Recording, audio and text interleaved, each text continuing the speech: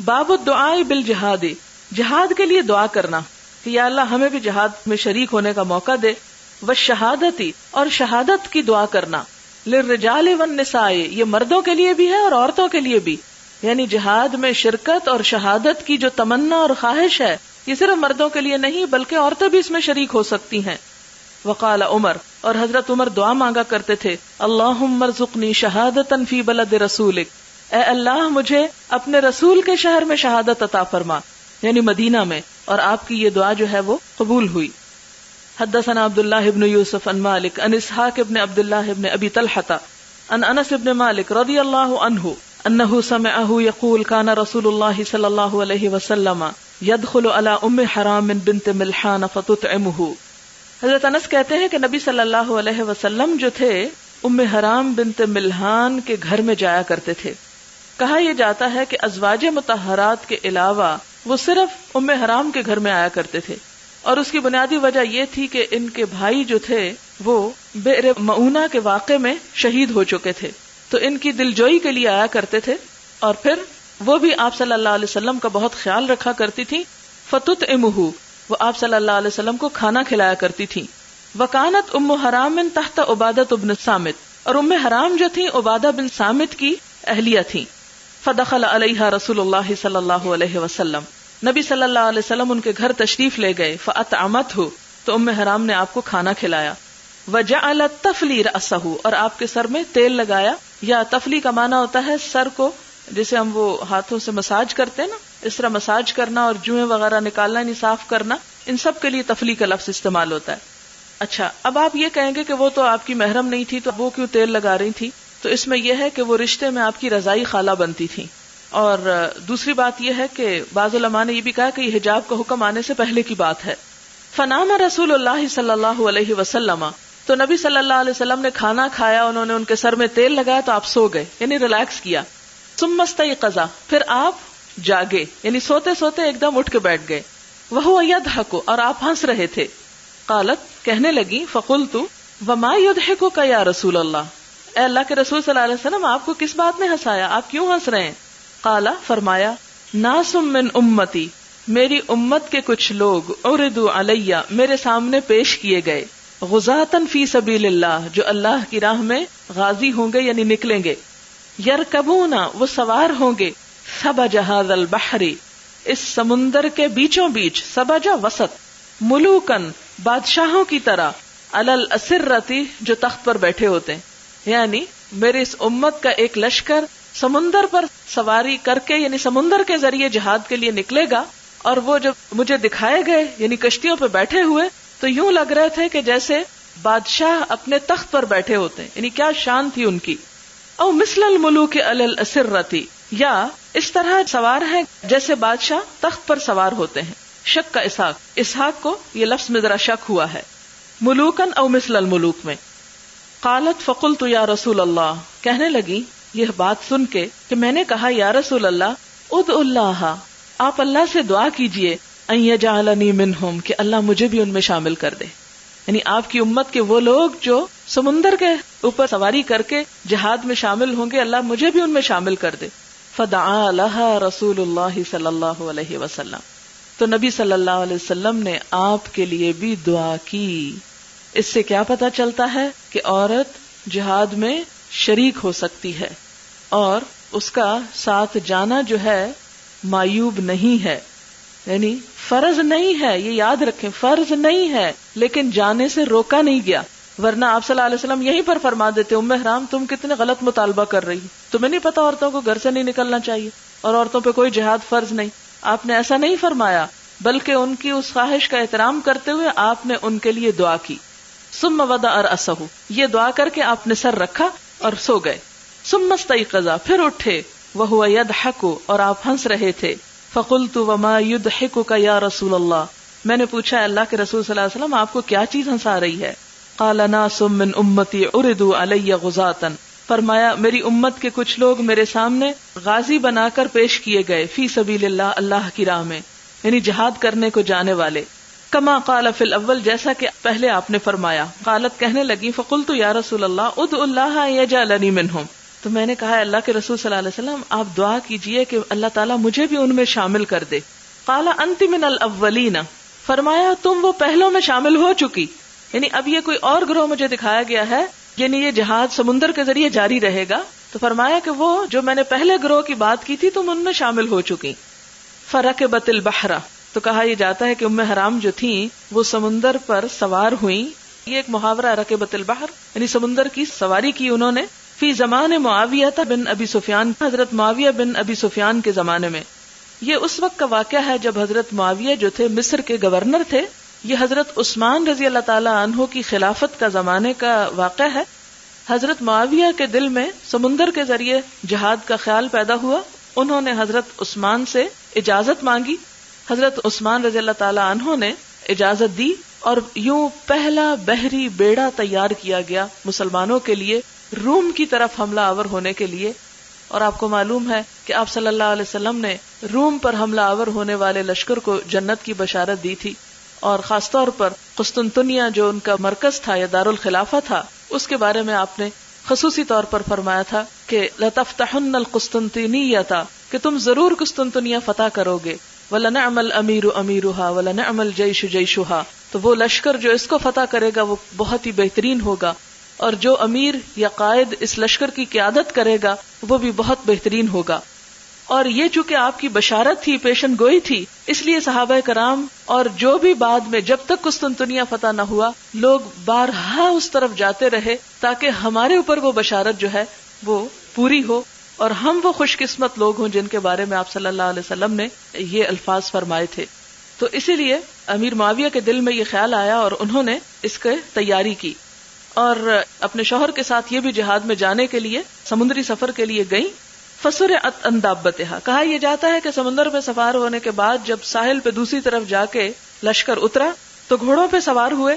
جب گھوڑے پر بیٹھی تو گھوڑے سے گر گئیں. فسرعت عن دابتها، تو اپنی سواری سے گر کر حین خرجت من البحر، جب سمندر سے نکلی. فہلکت، تو وہاں فوت ہو گئیں. اور یہ ان کا فوت ہونا کیا تھا؟ ان کے لیے ایک طرح سے شہادت تھا. تو یہاں بتانے کا مطلب یہ ہے کہ وہ خود لڑی نہیں بھی یا ابھی جنگ ہوئی بھی نہیں، لیکن چونکہ اللہ کی راہ میں نکلی، اللہ کے دین کے لیے نکلی، تو ان کا یہ نکلنا قبول کیا گیا اور انہیں بھی شہادت نصیب ہوئی. تو اس سے یہ پتا چلتا ہے کہ حالات اور وقت کی ضرورت کے مطابق خواتین اگر یہ قربانی دیتی ہیں تو ان کی بھی اس کوشش کی ناقدری نہیں کی جائے گی. عموماً مرد حضرات یہ بہت غلط فہمی یا کنفیوژن پھیلاتے ہیں کہ عورتوں کو تو بس گھر میں ہی بیٹھنا چاہیے اور عورتوں کو تو باہر نکلنے کا کوئی ثواب نہیں، یا عورتوں کے تو اصل جہاد ان کا گھر. ٹھیک ہے کہ عورت کا اصل مقام اس کا گھر ہے، لیکن اگر معاشرہ جو ہے وہ ہلاکت میں ڈوبا چلا جا رہا ہے اور ہم آرام سے اپنے گھروں میں بیٹھ کر، اب اس وقت کیا میرے لیے زیادہ آرام دہ بات نہیں تھی کہ میں جمعے کا دن تھا، اپنا آرام سے اٹھتی، نہاتی دھوتی، اس کے بعد بیٹھ کے اس وقت نفل پڑھتی، کوئی کتاب پڑھتی لیٹ کے، اور پھر کوئی اور گھر کا کام کر لیتی، کسی سے گپ شپ کر لیتی، اور کیا ضرورت تھی یہاں آ کر سر کھپانے کی. بہت آرام دہ زندگی ہے وہ، لیکن اس پر اس کو ترجیح دی ہے.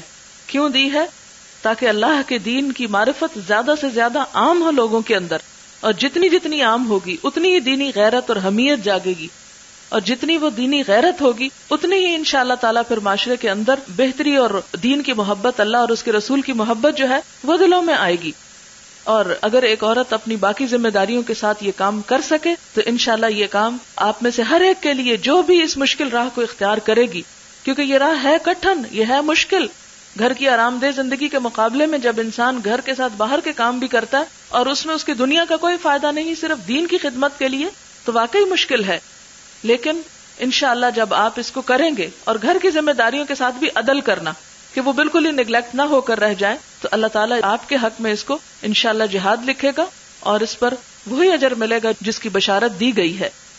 باب درجات المجاہدین فی سبیل اللہ، اللہ کی راہ میں جہاد کرنے والے مجاہدوں کے درجات. یقال ھذہ سبیلی، کہا جاتا ہے کہ یہ ہے میرا راستہ، وھذا سبیلی، اور یہ ہے میرا راستہ. قال ابو عبداللہ غزا واحدها غاز ہم درجات لہم درجات. یہ مختلف الفاظ کی انہوں نے تحقیق کی ہے کہ غزن کا واحد جو ہے غازن ہے، جو اردو میں ہم یہ کے ساتھ لکھتے ہیں غازی، اور ہم درجات یعنی یہ ایک آیت کے اندر یہ لفظ آتے ہیں کہ وہ مختلف درجات پر ہوں گے، یعنی جہاد کرنے والوں کے درجے بھی مختلف ہیں. ظاہر ہے کہ جو جتنا گڑ ڈالے اتنا ہی میٹھا نکلے گا. تو اسی طرح جو جتنی ایفرٹ کرے گا، جتنی کوشش کرے گا، اور جتنا اپنا وقت اللہ کی راہ میں لگائے گا اور اپنے وقت کو لایانی، بیکار، فضول اور بے مقصد باتوں سے بچا کر زیادہ سے زیادہ دین کے فائدے کے لیے، اتنا ہی اس پر اجر پائے گا. تو وہ پھر اجر کس طرح ہوگا؟ کس کا؟ جتنا جتنا اس نے اس میں کام کیا ہوگا. ہم درجات، وہ درجوں میں ہیں، یعنی لہم، ان کے لیے درجات ہیں، یعنی مختلف گریڈز ہیں. جس طرح دنیا کو کوئی امتحان دے کر A B C D grade آتا ہے، اسی طرح اللہ کے ہاں جہاد کرنے والوں کے درجات مختلف ہیں. حدثنا يحيى بن صالح حدثنا فليح عن هلال ابن علي عن عطاء بن يسار عن ابي هريره رضي الله عنه قال قال النبي صلی اللہ علیہ وسلم، آپ نے فرمایا، من آمن باللہ وبرسولہ، جو اللہ اور اس کے رسول پر ایمان لایا، واقام الصلاة وصام رمضان، اس نے نماز قائم کی اور رمضان کے روزے رکھے، کان حقا علی اللہ، اس کا اللہ پر حق ہے، ان یدخلہ الجنہ، کہ وہ اسے جنت میں داخل کرے، جاہد فی سبیل اللہ، وہ اللہ کی راہ میں جہاد کرے، او جلس فی ارضہ التی ولد فیہا، یا بیٹھا رہے اس زمین میں جہاں وہ پیدا ہوا، یعنی پھر اسے جہاد کا کوئی موقع ہی نہیں ملا. فقالوا یا رسول اللہ افلا نبشر الناس، لوگوں نے کہا ہے اللہ کے رسول صلی اللہ علیہ وسلم، کیا ہم لوگوں کو خوشخبری نہ دیں؟ قال ان فی الجنۃ 100 درجۃ، فرمایا جنت میں 100 درجات ہیں، 100 گریڈ ہیں. اعدها اللہ للمجاہدین فی سبیل اللہ، اللہ نے تیار کیا اپنے راہ میں جہاد کرنے والوں کے لیے، ما بین درجتین کما بین السماء والارض، کہ 2 درجوں کے درمیان اتنا فاصلہ ہے کہ جو آسمان و زمین کے درمیان ہے. یعنی وہ مسلمان جو مسلمان پیدا ہوتا ہے، توحید پر ہوتا ہے، نماز پڑھتا ہے، روزہ رکھتا ہے، اور پھر جہاد کا اس کی زندگی میں موقع نہیں آتا، وہ فوت ہو جاتا ہے، تو وہ بھی جنت میں جائے گا. لیکن اس کے برعکس جس مسلمان کو جہاد کا موقع ملا یا جو جہاد کے لیے نکلا، اس کے درجات تو پھر کہیں زیادہ بلند ہیں. اور ان کی بلندی کتنی ہے؟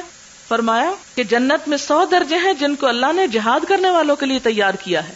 یعنی عام لوگ وہاں نہیں پہنچیں گے، عام لوگ عام جنت میں ہوں گے، لیکن ان درجات میں، ان بلند مقامات میں مجاہدین پہنچیں گے.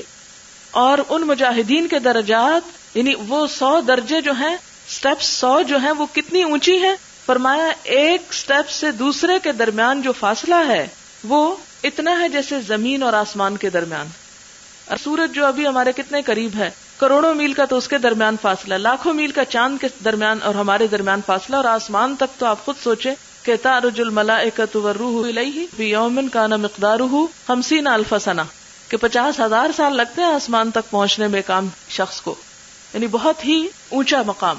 تو ایک درجہ، یعنی اگر ایک سٹیپ اتنا اونچا ہے تو آپ خود سوچیں کہ اگر کسی کو نمبر 100 ملا تو اس کا پھر کتنا ہوگا.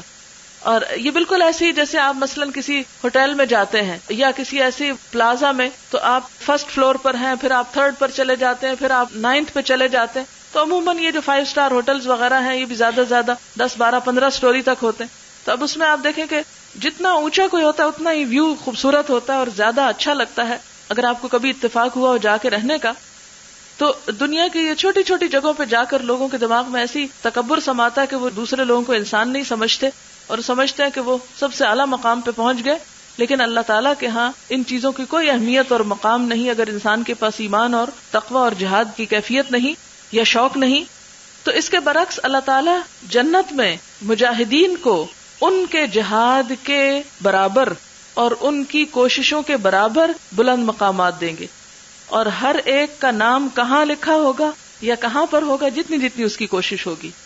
لیکن یہ ہے کہ دنیا میں آپ دیکھیں کہ زیادہ سے زیادہ جب فرق ہوتا ہے ABCDE تک تو جا کے فیل ہو جاتے ہیں، 2-3 گریڈ ہی ہوتے ہیں، لیکن اللہ تعالیٰ کے ہاں بے شمار درجے ہیں. اور اس میں بھی ہمیں یہ نہیں کہ نیچے ہی بیٹھ جانا چاہیے، چلو شکر ہے جنت تو مل گئی ہے، جنت میں چلے جائیں کافی ہے. نہیں، جس طرح ہم دنیا کے حقیر گھروں کے لیے کوشش کرتے رہتے ہیں کہ نہیں اچھا ہو، بہتر ہو، یہاں نہیں وہاں ہو، اس ایریا میں ہو، اس کوالٹی کا ہو، اس درجے کا ہو، اس میں یہ فیسلٹی ہو، تو انہی حقیر چیزوں کے پیچھے زندگی اپنی گزار دیتے ہیں. لیکن یہ نہیں سوچتے کہ جو کچھ ان سب چیزوں کے برعکس اللہ کے ہاں ملنے والا ہے وہ کہیں بلند اور کہیں عالی شان ہے، اور وہ پائیدار ہے اور ہمیشہ ہمیشہ کے لیے. تو اس لیے تمنا کریں اس گھر کی کہ جہاں آمنین، اپنے قرآن میں پڑھا جنت کی خاص خصوصیت ہے کہ آمنین، وہاں امن سے رہنے والے ہوں گے، جہاں کسی قسم کی کسی چیز کے جانے کا کوئی خوف خطرہ ہوگا ہی نہیں. اور پھر اونچے درجوں پہ جانے کی کوشش کریں. فَإِذَا سَأَلْتُمُ اللَّهَ پھر جب تم اللہ سے مانگو فَاسْأَلُوهُ الْفِرْدَوْسَ تو اس سے جنت الفردوس مانگو، فَإِنَّهُ أَوْسَطُ الْجَنَّةِ کیونکہ وہ جنت کا سب سے بیچ والا حصہ یعنی بہترین. اوسط کا معنی کذالک جعلناکم امۃ وسطا، اور وسط کا معنی صرف درمیان کا نہیں ہوتا بلکہ بہترین کا بھی ہوتا ہے. فَإِنَّهُ أَوْسَطُ الْجَنَّةِ وَأَعْلَى الْجَنَّةِ وہ جنت کے بالکل بیچ میں اور بہترین اعلیٰ ترین جگہ ہے. اراہ قال وفوقہ عرش الرحمن، اور وہ جو فردوس ہے اس کے اوپر رحمان کا عرش ہے، یعنی اعلیٰ ترین سب سے اونچا درجہ جس کے اوپر رحمان کا عرش. ومنہ یتفجر انہار الجنہ، اور یہاں سے جنت کی نہریں پھوٹتی ہیں، یعنی سورس ہے وہ جگہ ہر خیر کا. قال محمد بن فلیح عن ابیہ وفوقہ عرش الرحمن، اور دوسری روایت میں بھی یوں آیا ہے کہ اس کے اوپر پروردگار کا عرش ہے. لیکن وہاں پہنچنے کے لیے محنت بھی چاہیے. ایسا نہ ہو کہ 2-3 درجوں تک جا کے تو تھک جائیں کہ بس سیڑھیاں بہت چڑھ لی ہیں اب کافی ہو گیا، ہم سے اس سے زیادہ کام نہیں ہوتا، ہم تھک گئے ہیں. نہیں، کہیں بھی نہیں تھکنا. جا کے جب تک اللہ نے ہمت دی ہے، جسم میں جان ہے اور تھوڑی سی بھی جان ہے تو اس جان کو اللہ کی راہ میں کھپانا ہے، حتیٰ کہ وہ وعدہ آ جائے اللہ کا اور انسان دنیا سے رخصت ہو جائے. اور اگر کہیں تھک گئے تو بس پھر وہیں رک گئے. حدثنا موسیٰ حدثنا جریر حدثنا ابو رجاء عن سمرة قال قال النبی صلی اللہ علیہ وسلم رأیت اللیلۃ رجلین اتیانی، میں نے دیکھا رات کو کہ 2 لوگ میرے پاس آئے. فصعد بی الشجرۃ تو مجھے لے کر ایک درخت پر چڑھ گئے. وادخلانی دارا ہی احسن وافضل لم ار قط احسن منها، اور مجھے ایک اچھے سے گھر میں لے گئے جس سے بڑھ کر عمدہ اور خوبصورت گھر میں نے کبھی نہیں دیکھا. قالا دونوں نے کہا اما هذه الدار فدار الشهداء، دیکھ رہے ہو یہ گھر شہیدوں کا گھر ہے، یعنی یہ شہیدوں کا مقام ہے. نبی صلی اللہ علیہ وسلم کو خواب میں فرشتے شہداء کے گھر میں لے گئے. اچھا یہاں پر آپ دیکھیں کہ درخت پہ لے گئے. تو یہ جو ٹری ہاؤس کا تصور ہے نا ہمارے ہاں، ٹری ہاؤس شاید آپ نے سنا ہو یا دیکھا ہو، تو ایک بڑی اس میں فینٹیسی بھی ہے اور ایک بڑا خوبصورت تصور بھی آتا ہے. بڑے بڑے درختوں کے اوپر، یعنی جیسے بچوں کے وہ بنتے ہیں گڑیا کے گھر، اسی طرح بڑی شاخ کے اوپر یا بڑے تنے کے اوپر گھر بنائے جاتے ہیں، اور اس میں بیٹھ کر وہ پرندوں کی چہچہاہٹ اور وہ سبزہ اور وہ حسن وہ کچھ اور ہی ہوتا ہے. تو فرمایا کہ اسی طرح وہ درختوں کے درمیان میں، یعنی جنت تو ویسے بھی سبزے سے گھری ہوئی ہے اور جنت کا مطلب ہی باغ ہے، یعنی باغوں کے عین اندر اتنا خوبصورت گھر دکھایا کہ جس سے زیادہ خوبصورت گھر میں نے کبھی دیکھا ہی نہیں تھا اور تھا ہی نہیں. تو فرمایا کہ یہ شہیدوں کا گھر ہے. باب الغدوۃ والروحۃ فی سبیل اللہ، اللہ کی راہ میں صبح کے وقت نکلنا یا شام کے وقت نکلنا. یہ جو غدوہ ہے نا، یہ صبح سے لے کے زوال کا وقت ہوتا ہے، اور روحہ زوال سے شام کا وقت. وقاب قوس احدکم من الجنہ، اور جنت میں تم میں سے ایک کے کمان رکھنے کی جگہ. یعنی یہ باب کا نام ہے، اس کی وضاحت آگے آتی ہے کہ اگر کوئی شخص اللہ کی راہ میں جہاد کے لیے صبح کے وقت یا شام کے وقت نکلتا ہے تو اس کا اجر کتنا ہے. حدثنا معل بن اسد حدثنا وہیب حدثنا حمید عن انس بن مالک رضی اللہ عنہ عن النبی صلی اللہ علیہ وسلم قال لغدوۃ فی سبیل اللہ او روحۃ خیر من الدنیا وما فیہا. اللہ کی راہ میں صبح کو یا شام کو نکلنا دنیا اور جو کچھ دنیا کے اندر ہے ان سب سے بہترین ہے. یعنی اتنی سی کوشش سے انسان وہ کچھ پا سکتا ہے جو پوری دنیا میں ڈھونڈے سے انسان کو نہیں ملتا. یعنی اس کا اتنا بے پناہ اجر ہے. پھر انسان کو کہاں آرام سوجے گا، کہاں اس کو نیند آئے گی اور کہاں وہ چین سے بیٹھا رہے گا. حدثنا ابراہیم بن المنذر حدثنا محمد بن فلیح قال حدثني ابی عن ہلال بن علی عن عبد الرحمن بن ابی امرۃ عن ابی ہریرہ رضی اللہ عنہ عن النبی صلی اللہ علیہ وسلم قال، نبی صلی اللہ علیہ وسلم نے فرمایا لقاب قوس فی الجنۃ، جنت میں ایک کمان کے برابر کی جگہ، خیر مما تطلع علیہ الشمس، ان سب چیزوں سے بہتر ہے جس پر سورج طلوع ہوتا ہے، وتغرب اور جن پر غروب ہوتا ہے. وقال لغدوۃ او روحۃ فی سبیل اللہ خیر مما تطلع علیہ الشمس وتغرب، اور اللہ کی راہ میں صبح یا شام کو نکلنا یا چلنا ان سب چیزوں سے بہتر ہے جن پر سورج نکلتا اور ڈوبتا ہے. تو ہم اپنے گھر بنانے، سجانے، سنوارنے، ستھرانے اور معلوم نہیں کیا کچھ کرنے میں اپنے وقت ضائع کرتے ہیں. ٹھیکریوں کو صاف کرتے ہی ہمارے وقت گزر جاتے ہیں، اور کرسٹل سے پیار کر کے ہم نے اپنا آخرت برباد کرنی شروع کر رکھی ہے. تو ان چھوٹی چھوٹی چیزوں کو اہمیت دینے کی بجائے اس وقت کو بچائیں اور نکلیں اللہ کی راہ میں، اور پھر آپ دیکھیں کہ کیا کچھ اس کے بدلے میں آپ کو آخرت میں نہیں ملتا. جو ہمیشہ ہمیشہ کے لیے آپ کا ہوگا. لیکن ہم نے ان چھوٹی چھوٹی حقیر چیزوں کے ساتھ ایسا دل لگایا ہے کہ ہم ہر وقت عذر بہانے کرتے رہتے ہیں, ٹائم ہی نہیں ملتا. تو جو اللہ کو دھوکہ دیتے ہیں پھر اللہ تعالیٰ ان کے وقت میں بھی برکت کوئی نہیں ڈالتا. حدثنا قبیصۃ حدثنا سفیان عن ابی حازم عن سہل بن سعد رضی اللہ عنہ عن النبی صلی اللہ علیہ وسلم قال الروحۃ والغدوۃ فی سبیل اللہ افضل من الدنیا وما فیہا. اللہ کی راہ میں صبح کو کچھ چلنا اور شام کو کچھ چلنا دنیا اور دنیا میں جو کچھ ہے سب سے افضل ہے. باب الحور العین وصفتهن یحار فیہ مطرف. الحور حور سفیدی سے ہے, العین بڑی آنکھوں والی عورت یعنی سفید اور بڑی آنکھوں والی عورت, اور ان کی صفت کیا ہے؟ یحار فیہ مطرف, کہ جن کو دیکھ کے آنکھ حیران ہو جائے. آنکھ کے اندر ایک سیاہی ہوتی اور ایک سفیدی ہوتی. جب انسان کی آنکھ زیادہ کھلتی ہے تو سفیدی زیادہ نمایاں ہو جاتی. تو ایسی خوبصورت چیز کہ جس کو دیکھ کر آنکھ کھلی کی کھلی رہ جائے, بند ہی نہ ہو, یعنی آنکھ کی سفیدی نظر آ جائے. شدیدۃ سواد العین, یعنی ان کے آنکھ کی سیاہی بھی بہت سیاہ ہوگی. شدیدۃ بیاض العین, اور آنکھ کی جو سفیدی ہوگی سفید حصہ وہ بھی بہت سفید ہوگا, یعنی زبردست کنٹراسٹ ہوگا جس کی وجہ سے وہ آنکھیں بہت خوبصورت لگیں گی. وزوجناہم بحور, اور ہم ان کو بیاہ دیں گے حوروں کے ساتھ. انکحناہم, زوجناہم کا مطلب ہے انکحناہم, ہم نکاح کر دیں گے ان کا. حدثنا عبداللہ بن محمد حدثنا معاویہ بن عمرو حدثنا ابو اسحاق عن حمید قال سمعت انس بن مالک رضی اللہ عنہ عن النبی صلی اللہ علیہ وسلم قال ما من عبد, نہیں کوئی بندہ, یموت جو مر جاتا ہے, لہو اس کے لیے, عند اللہ اللہ کے ہاں, خیرن کوئی نیکی ہوتی ہے, یسرہ خوش کرتی ہے اس کو یہ بات, ان یرجع الی الدنیا کہ دنیا کی طرف لوٹے, وان لہ الدنیا وما فیہا, اور بے شک اس کے لیے دنیا اور جو کچھ اس میں ہے, الا الشہید, مگر شہید. یعنی مراد اس سے کیا ہے کہ جو بندہ مر جاتا ہے اور اللہ کے پاس اس کی کچھ بھی نیکی جمع ہوتی ہے, وہ پھر دنیا میں آنا پسند نہیں کرتا. گو اس کو ساری دنیا اور جو اس میں ہے سب کچھ مل جائے, وہ نہیں آنا چاہتا پھر مڑ کے. یعنی جو مر جائے اور مرنا اس کا خیر پر ہو, ایمان پر ہو, اور اس نے کچھ نیکی بھی کما کے آگے بھیجی ہو, جب وہ وہاں دیکھتا کہ میرا اگلا جہان اچھا ہے, کبھی دنیا میں واپس نہیں آنا چاہتا. لیکن شہید نہیں رہنا چاہتا, شہید پھر آنا چاہتا ہے. لما یرا, واسطے اس کے جو وہ دیکھتا ہے, من فضل شہادت, شہادت کی فضیلت, یعنی جو شہید ہونے میں لطف ہے, اللہ کی راہ میں جان دینے میں لطف ہے, اس لطف کو پانے کے لیے وہ بار بار دنیا میں آنا چاہتا ہے. فإنه يسره أن يرجع إلى الدنيا, تو اس کو یہ بات خوش کرتی ہے کہ وہ دنیا میں آئے. فيقتل مرة أخرى, پھر دوبارہ قتل کیا جائے, یعنی پھر آئے, پھر قتل کیا جائے, پھر واپس آئے, پھر قتل کیا جائے. یعنی قتل ہونے سے انسان ڈرتا ہے, انسان کی جان جاتی ہے کہ ہائے میری جان چلی جائے. کہا کہ یہی تو اصل لطف کی بات ہے کہ انسان نے اس سے بڑا لطف کوئی دیکھا ہی نہیں جو اللہ کی راہ میں مرنے کا ہے. اور یہ حقیقت ہے, مر کے تو ابھی نہیں دیکھا, لیکن اللہ کی راہ میں نکل کر اللہ کے دین کی خدمت اور اللہ کے دین کے لیے انسان جب نکلتا تو آپ یقین کیجئے کوئی تھکن نہیں ہوتی, کوئی پریشانی نہیں ہوتی, اور کوئی غم نہیں رہتا.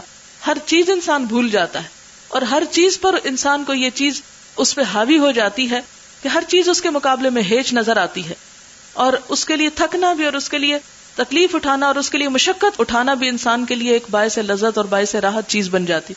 جو سکون انسان کو اس تھکن میں ملتا ہے وہ گھر کے آرام میں کہیں بھی نہیں ملتا. قال وسمعت انس بن مالک, اور وہ کہتے کہ میں نے انس بن مالک سے سنا, ان النبی صلی اللہ علیہ وسلم انہ قال لروحۃ فی سبیل اللہ او غدوۃ خیر من الدنیا وما فیہا ولقاب قوس احدکم من الجنۃ, اور تمہاری کمان رکھنے کی جگہ جنت میں, او موضع قید, قید کہتے ہیں چمڑے کا کوڑا جس کو رنگا نہ گیا ہو, یعنی قید کوڑا, لیکن کون سا کوڑا؟ چمڑے کا جسے رنگا نہ گیا ہو, کوڑے کی قسم ہے. یعنی سوتہ, اس کے کوڑا رکھنے کی جگہ جو ہے, خیر من الدنیا وما فیہا, دنیا اور جو کچھ اس کے اندر ہے ان سب سے بہتر ہے. کوڑے کو اگر آپ نے سمجھ نہ ہو تو آپ نے کبھی ٹانگے کی سواری کی ہے تو آپ نے دیکھا ہوگا وہ جو چھانٹا ہوتا ہے نا, چھانٹے کے آگے وہ لگی ہوتی ہے چھمک جس کو بولتے ہیں, اسی کی طرح فرمایا کہ اس کے کوڑا رکھنے کی جگہ جو ہے وہ دنیا اور جو کچھ دنیا کے اندر ہے ان سب سے بہتر ہے. وَلَوْ أَنَّ امْرَأَةً مِّنْ أَهْلِ الْجَنَّةِ, اور اگر جنت والوں میں سے کوئی عورت اطلعت إِلَىٰ أَهْلِ الْأَرْضِ, زمین والوں کو جھانک کے دیکھ لے, لَأَضَاءَتْ مَا بَيْنَهُمَا, تو زمین آسمان کے درمیان کی ہر چیز کو چمکا دے. یعنی اس کے چہرے پر اتنا نور ہے جنت کی عورت کے چہرے پر کہ اگر وہ آسمان سے زمین پہ جھانکے تو اندھیری رات میں بھی سورج سے زیادہ روشنی کر دے. وَلَمَلَأَتْهُ رِيحًا، اور اس کے جسم سے ایسی خوشبو نکلتی. ہم تو دنیا کے مصنوعی پرفیوم لگا لگا کے تھک جاتے ہیں، سویرے لگاتے ہیں تو شام کو ختم ہو جاتا ہے، لیکن اس کے جسم سے ایسی خوشبو نکلے گی کہ جو زمین آسمان کے درمیان کی فضا کو معطر کر دے. وَلَنَصِيفُهَا عَلَى رَأْسِهَا، اور اس کے سر کا دوپٹہ خَيْرٌ مِّنَ الدُّنْيَا وَمَا فِيهَا، دنیا اور دنیا کے اندر جو خوبصورتی ہے ان سب سے زیادہ خوبصورت ہے. کیونکہ آپ نے دیکھا ہوگا کہ سوٹ سادہ بھی پہن کے دوپٹہ، ہم کہتے ہیں کہ دوپٹے پہ کڑھائی ہو جائے، گوٹا لگ جائے، معلوم نہیں کس کس طرح اسے سجاتے رہتے ہیں لوگ، کیونکہ وہ اوپر کی طرف ہوتا ہے اور ہر کپڑے کو بھی چھپا لیتے. تو فرمایا کہ جنتی عورت کا جو دوپٹہ ہے وہ دوپٹہ اتنا خوبصورت ہے کہ جو دنیا میں ویسا حسن کسی نے دیکھا ہی نہیں، بالکل اچھوتا، انمول، کوئی اس کی ڈیزائننگ کر ہی نہیں سکتا، اس کا ڈیزائن چرایا جا ہی نہیں سکتا، دنیا میں ہے ہی نہیں، کہاں سے جا کے دیکھیں گے. آج جو دوپٹہ اوڑھ کے اپنے آپ کو چھپا کر رکھے تو کہتے کیا مائی بن گئے. تو دنیا میں یہ تکلیف اٹھا لینا آخرت میں خوبصورت لباس کا معاوضہ ہے. باب تمنا شہادتی، شہادت کی تمنا کرنا. حدثنا ابو الیمان اخبرنا شعیب عن الزہری اخبرنی سعید بن المسیب ان ابا ہریرہ رضی اللہ عنہ قال سمعت النبی صلی اللہ علیہ وسلم یقول، آپ صلی اللہ علیہ وسلم نے فرمایا، والذی نفسی بیدہ، قسم اس ذات کی جس کے قبضے میں میری جان ہے، لولا ان رجالا من المؤمنین لا تطیب انفسهم ان يتخلفوا عنی ولا اجد ما احملهم علیہ ما تخلفت عن سریۃ تغدو فی سبیل اللہ. قسم اس کی جس کے ہاتھ میں میری جان ہے، اگر مسلمانوں کے دلوں میں اس سے رنج نہ ہوتا کہ میں ان کو چھوڑ کر جہاد کے لیے نکل جاؤں، اور میرے پاس اتنی سواریاں نہیں کہ سب کو ساتھ لے کر جاؤں، تو میں کسی بھی سریے سے پیچھے نہ رہتا. آپ کو یہ تو معلوم ہے کہ کچھ جنگیں ایسی تھی جس میں نبی صلی اللہ علیہ وسلم بنفس نفیس خود شریک ہوئے، اور کچھ ایسے سریہ تھے کہ جن میں آپ صلی اللہ علیہ وسلم نے دستے بھیجے. سریہ کیا کہتے ہیں؟ دستے کو، دستے روانہ کیے. تو فرمایا کہ میں ان دستوں میں جو خود شریک نہیں ہوتا، اس کی وجہ یہ ہے کہ کچھ اور مسلمان بھی سواری نہ ہونے کی وجہ سے یا اور کسی مجبوری کی وجہ سے جا نہیں سکتے، تو میں پھر ان کی دلجوئی کے لیے ان کے ساتھ رہتا ہوں. لیکن اگر یہ دو باتیں میرے راہ میں حائل نہ ہوتی تو ما تخلفت عن سریۃ تغدو فی سبیل اللہ، اللہ کی راہ میں نکلنے والے کسی چھوٹے سے دستے سے بھی میں پیچھے نہ رہتا، ہر ایک میں خود شریک ہوتا. والذی نفسی بیدہ، اور اللہ کی قسم جس کے ہاتھ میں میری جان ہے، لوددت انی اقتل فی سبیل اللہ ثم احیا ثم اقتل ثم احیا ثم اقتل ثم احیا ثم اقتل. اور اللہ کی قسم جس کے ہاتھ میں میری جان ہے، میں چاہتا ہوں اللہ کی راہ میں مارا جاؤں، پھر زندہ کیا جاؤں، پھر مارا جاؤں، پھر زندہ کیا جاؤں، پھر مارا جاؤں، پھر زندہ کیا جاؤں، پھر مارا جاؤں. ایک جان تو کیا کئی جانیں بھی ہوں تو وہ قربان کر دوں. اور یہ وہی کہہ سکتا ہے جس کو اس کی قیمت پتا ہو کہ اس کی قدر و قیمت کیا ہے اور اس کا درجہ اور اس کا مقام کیا ہے. حدثنا یوسف بن یعقوب الصفار حدثنا اسماعیل بن الیۃ عن ایوب عن حمید بن ہلال عن انس بن مالک رضی اللہ عنہ قال خطب النبی صلی اللہ علیہ وسلم فقال، نبی صلی اللہ علیہ وسلم نے خطبہ دیا اور فرمایا، اخذ الرأیۃ زید فاصیب، جھنڈا لیا زید نے تو وہ شہید ہو گئے. ثم اخذها جعفر فاصیب، پھر جھنڈا لیا جعفر نے پھر وہ شہید ہو گئے.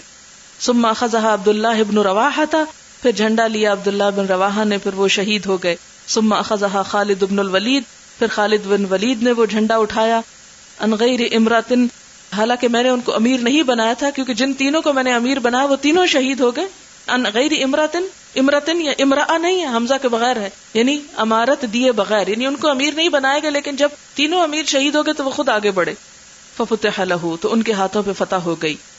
اچھا یہاں میں تھوڑی سی بات آپ کو بتاؤں کہ یہ غزوہ موطب کے لیے آپ نے ایک لشکر روانہ کیا تھا اور آپ نے ان کو تلقین کی تھی کہ اس غزوے میں امیر جو ہیں وہ زید بن حارثہ ہوں گے.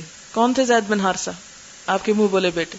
اور پھر اگر وہ شہید ہو جائیں تو پھر جعفر. کون تھے جعفر؟ چچا زاد.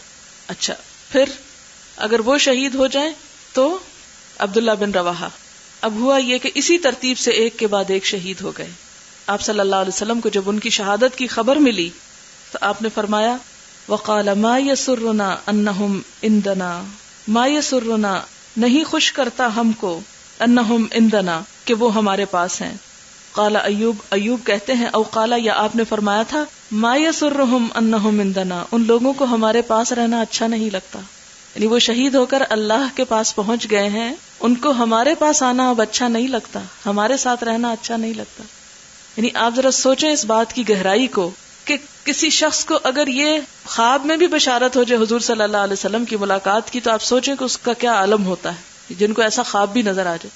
اور کہاں یہ کہ جیتے جی حقیقت میں زندہ ہوتے ہوئے انسان نبی صلی اللہ علیہ وسلم کی صحبت میں بیٹھے، یعنی دنیا بھی جنت بن جائے انسان کی، جس کو یہ نصیب ہو جائے. لیکن جو شخص شہید ہو جاتا ہے اس کے لیے پھر وہ شہادت کے بعد اللہ کے پاس پہنچنا وہ اس سے بھی بڑھ کر عزیز ہو جاتا ہے. اور پھر وَعَيْنَاهُ تَذْرِفَانِ، آپ کی آنکھوں سے آنسو بہ رہے تھے اور آپ یہ بات فرماتے جا رہے تھے کہ ان کو ہمارے پاس رہنا اچھا نہیں لگتا. انہوں نے شہادت کو ترجیح دی ہے اور اللہ کے پاس پہنچنا ان کو پسند آ گیا. اور آپ کو غم اس لیے تھا کہ زید آپ کے منہ بولے بیٹے تھے اور حضرت جعفر آپ کے چچا زاد بھائی تھے، اور عبداللہ بن رواحہ جو تھے وہ آپ کے خالص جانثار صحابی اور مخلص صحابی تھے. اور ان تینوں کی شہادت پر، ان کی جدائی پر آپ کو بہت دکھ تھا، لیکن فرمایا ان جانے والوں کو کوئی دکھ نہیں، ان کو وہ جگہ زیادہ پسند آ گئی ہے یہاں کی نسبت، اس حقیر دنیا کی نسبت. اور ہم لوگوں کا کیا حال ہے، دنیا سے جانے کو دل ہی نہیں چاہتا، چمٹے بیٹھے ہیں اس سے.